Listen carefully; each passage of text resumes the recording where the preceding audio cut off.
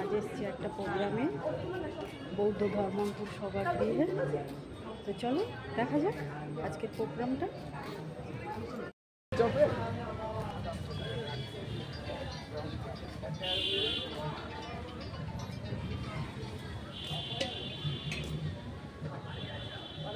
আসুন না, কি হয়েছে? আসলে কি হয়েছে?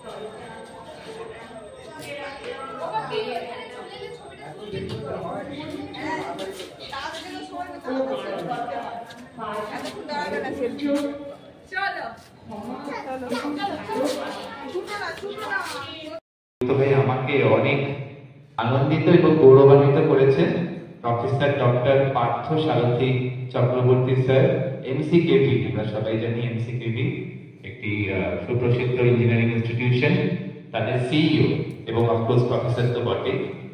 আর আমাদের গর্ব, আমাদের শুধু পশ্চিমবঙ্গ কলকাতা নয়, ভারতবর্ষ তথা internationally acclaimed motivational healer doctor Suresh Kumar Agarwal স্যারকে আমি একবার মঞ্চে ডেকে নেব। আর যাদের ভেন্যুতে, যাদের মঞ্চে আমরা আসি, আমরা মাসে দুটো করে অনুষ্ঠান করি, সেই বৌদ্ধ ধর্মাঙ্কুর সভাঘরের অ্যাসিস্ট্যান্ট সেক্রেটারি আমাদের বিশ্বজিৎ স্যারকে মঞ্চে ডেকে নেব। সঙ্গে ডেকে নেব আমাদের যারা লায়ন্স অ্যান্ড রোটারিয়ানসরা আছেন, একটু যদি সবাই চলে আসেন। আমাদের লোপামুদ্রা সরকার ম্যাডাম, আমাদের প্রণতি দি, আমাদের সঙ্গীতা দাস ম্যাডাম, আমাদের বাসুদেব আগরওয়াল স্যার, একটু আমরা প্লিজ সবাই মিলে। আচ্ছা, এক্স্যাক্টলি, খুব ভালো, fantastic gesture, fantastic gesture. Biswajit ভিক্ষু মহাশয়, অ্যাসিস্ট্যান্ট সেক্রেটারি অফ বৌদ্ধ ধর্মাঙ্কুর সভাঘর।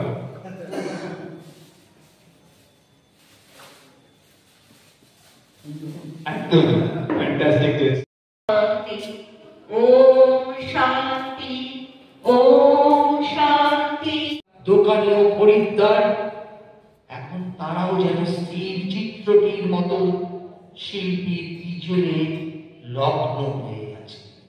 পিতা জোসেফের ছত্রছায়ায় প্রতিপালিত হতে থাকলে তুমি এক মহৎ উদ্দেশ্যের প্রয়োজনে এক নবজাগরণ সৃষ্টির অভিপ্রায়, স্নিগ্ধ চেতনা নিয়ে প্রত্যেক হৃদয়কে স্পর্শ করলে তুমি এক নবীন জীবন প্রদান করলে এই জগৎবাসীকে।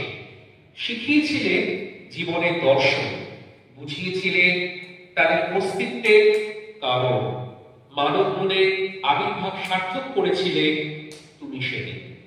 কিন্তু তবুও নিষ্ঠুর নিয়তির কোপাদলে পড়তে হয়েছিল তোমাকে সেদিন। পরম মাহেন্দ্রক্ষণ রূপান্তরিত হয়েছিল এক নির্মম অধ্যায়। এক শুভমী ষড়যন্ত্র গ্রাস করল তোমার আত্মপ্রকাশকে। সূর্যাস্তের সাথে সমাপ্ত হলো।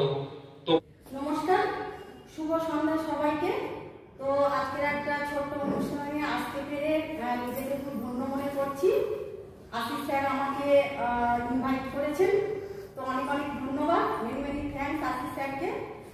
তো আমার নিজের লেখা একটি কবিতা আমি এখানে আবৃত্তি করে শোনাবো। যেহেতু এখন পৌষ মাস এসে গেছে, তো সবার বাড়িতে মোটামুটি পিঠে পুলি পায়ে সেগুলো হচ্ছে, তো সেটা নিয়ে আমার একটা কবিতা লেখা। এবং এই লেখাটা আমি একটা জায়গায়, মানে পাঁচমিশালি বলে একটা জায়গায় কবিতাটি ফার্স্ট র্যাঙ্ক করেছি এবং আমি প্রাইজও পেয়েছি।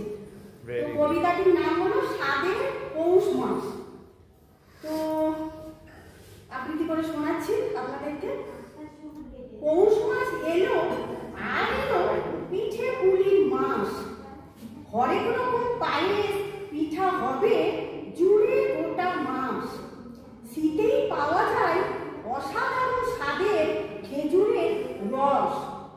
খেতে সত্যি খুব মজাদার, মন হয়ে যায় একেবারে বশ। আর এই খেজুরের রস থেকে তৈরি হয় গুড়, যা খুব লোভনীয়। গুড় থেকে পাটালি, মোয়া, নাড়ু, সন্দেশ ও রসগোল্লা, যার স্বাদ অকল্পনীয়। ঘরে ঘরে চলবে পৌষ পার্বণের বামনি বাঁধা, রকম রকম মিষ্টি পিঠা হবে সেদিন রাধা। ভাপা পিঠা, দুধ পুলি, পাটিসাপটায় থাকে নারিকেলের পুর। জমে যাবে পিঠা, সাথে থাকে যদি পাতলা নলেন গুড়। দারুণ স্বাদের পিঠা, খাবে সবাই করে আয়েস। আহা কি মজা হয় আরো, সঙ্গে থাকলে নলেন গুড়ের পায়েস। রসবড়া, পুলি, সরু চাকলি, আজকে পিঠা ভাপা খেলে মন হয়ে যায় যেন আহা সুগন্ধি কনক চাপা। নতুন ধানের, নতুন চালের পিঠার স্বাদ যে অনন্য। কত গরিব দুঃখী পায় না স্বাদ, মন থেকে যায় বিষণ্ণ। যদি কেউ এসে পড়ে তাকে যত্ন করে পিঠে দিও, অফুরন্ত আশীর্বাদ তুমি তার বিনিময়ে নিও। খুব খুব মজাদার হয় শীতের ভোজন, সঙ্গে থাকে কত রকমের রান্নার আয়োজন। ধন্যবাদ। আজকের একটা অনুষ্ঠানে এলাম হ্যালো কলকাতা। আগত